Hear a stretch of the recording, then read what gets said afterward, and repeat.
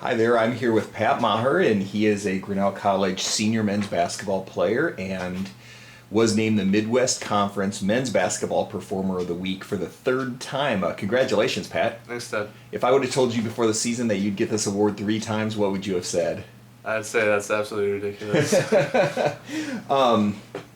This comes on the heels of a very amazing basketball performance in all three games, but most notably in a game a little over a week ago against College of Faith where you broke the NCAA record for assists in a game with 37. Tell me how that night evolved, whether there was any talk before the game of something of this nature happening, or just kind of bring me through everything. So before that, we had a loss to Ripon at Ripon, and it was kind of devastating. It was our first game back, and we were a little banged up. We had some injuries, and we were missing some players. So going into the game, we were focused on winning, like outright, and we always are. So we came into the game hoping to get a lead, and we were able to get a big lead before 10 minutes in the first half. I think we were up by about 20 or so.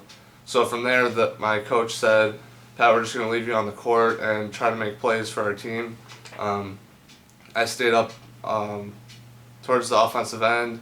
And then on offense, guys looked for me in the middle because they were playing 2-3, and then they ended up switching to a 1-3-1 zone in the first half. So guys found me in the middle of the court, and then I just made plays from there, and guys had to make shots. So all the credit goes to them. We had some guys make some unbelievable shots and outstanding shooting performances. So all the credit goes to my teammates.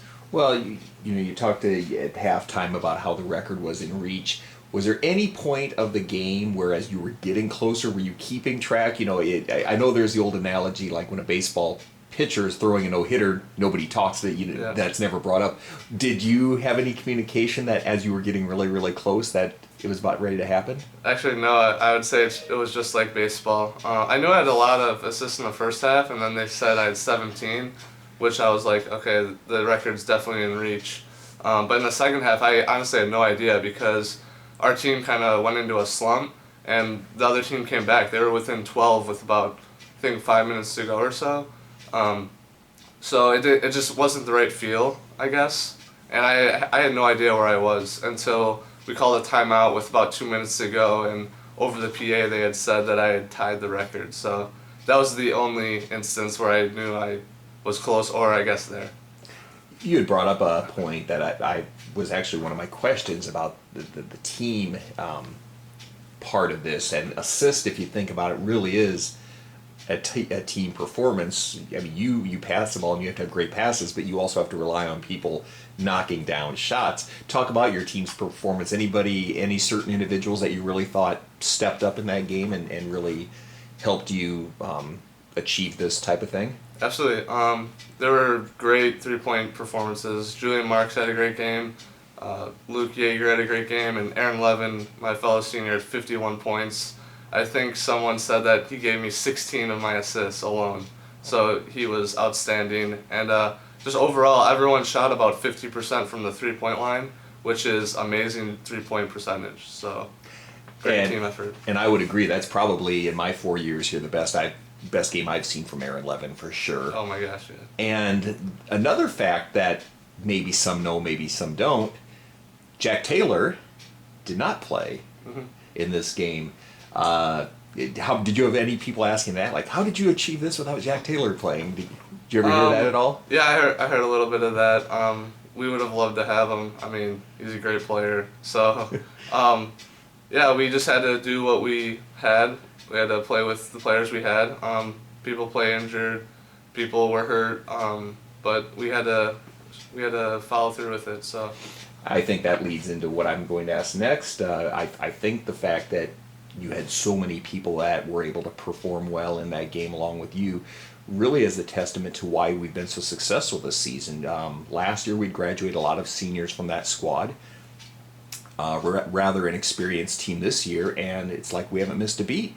We're off to a great start. Talk about the team and how it's matured as the season has gone on. Yeah, the team has definitely evolved phenomenally. From the start of the year, a lot of the first years didn't exactly know how hard you need to play and how smart you need to play, and didn't really understand the system, but they have grown and they've matured, like you said, and they're starting to understand more. And you can see from our performances that they really know what they're doing, and it's a top to bottom. It's from the number 1 guy to the number 17 guy that plays, and it's from the seniors to the freshmen that are really contributing. So it's great to see. How was it to see yourself? A couple hours after the game, you're on ESPN. You're on, if you Googled your name, all the news outlets were mentioning you. What was that like to see yourself in that light? It was nice. I liked the support from my family and friends more, though. That meant more to me. But getting that SportsCenter top 10 was definitely a great moment. So. Were you waiting? Did you figure that might be the case, or were you anxiously watching? No, I think my uncle was the first one to tell me, I just saw you on SportsCenter top 10, and then some of the guys watched it later that night, a rerun. So it was a good moment. Did you get that recorded?